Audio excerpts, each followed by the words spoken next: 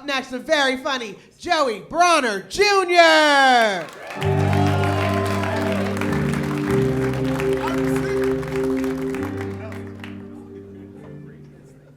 Yo. How's it going, guys? Good. From Colorado Springs.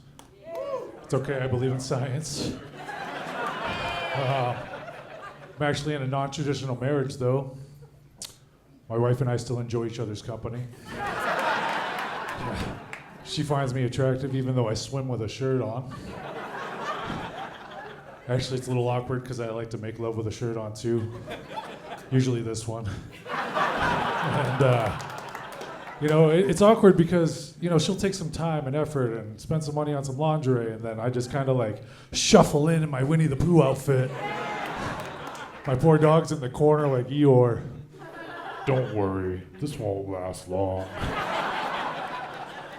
But no, we have a good relationship. We get along on most things, but she feels like I don't like children, and this all stemmed from a situation when we were at a baseball game, and she started talking to a child, and she was like, "Why didn't you talk to that child?" And I was like, "Well, it's not socially acceptable for me to walk up to a child and say things like, 'How old are you?'"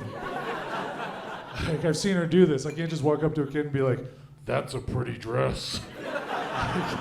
I'm not trying to get elected. But, oh man. I do have one son, though. He's Gen Z, man. I love Gen Z as a whole. I love their trends. Some of their trends have been really cool. The Gen Z stare was one of my favorites because I feel like the Gen Z stare is not that hard if you have like a minimum wage job and a 100 milligram edible. The other Gen Z trend that I really liked was for a while they were doing just completely normal things without their cell phones. They called it raw dogging.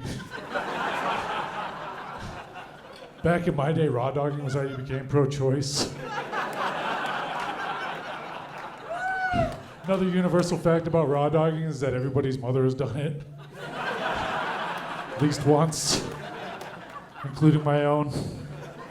My mom was kind of a cat lady, though. I don't say that because we actually owned never any cats. It's because she just leave me and my brother home alone for days at a time with like 3 cans of tuna and a saucer of milk. But my dad was my superhero. A lot of people say that about their dads. My dad really was my superhero. I say that because he had a secret identity. During the week he was a mild-mannered accountant, but on the weekends he would pop out of the closet covered in glitter, ready to hit pride. Yeah, I had a gay dad, it was cool.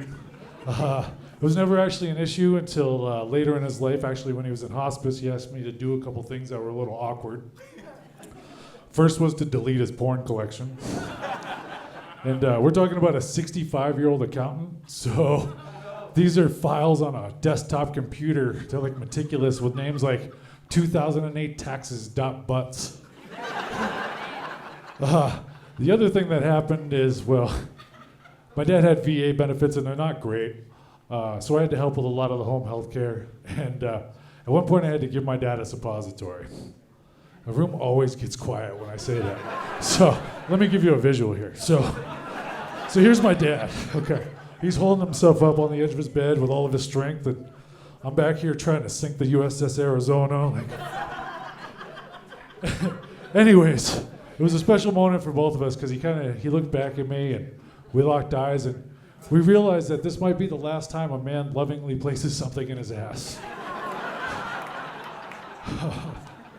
But besides comedy, I also bartend. I really like bartending. It's one of the few customer service jobs where you actually get to slowly poison your customers. They think it's their idea, and I make good money. Stole that business model from ExxonMobil. Before I bartended, I had a completely different career altogether. I sold drugs.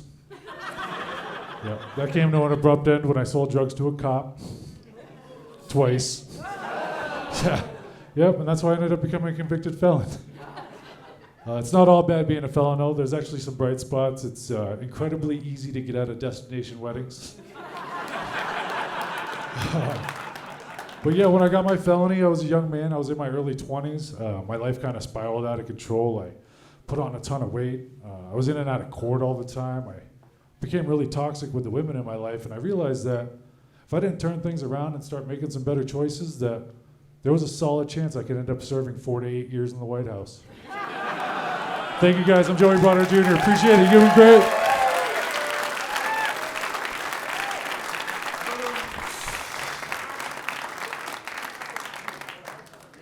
One more time for Joey Bronner Jr. Shout out to Joey Bronner Sr.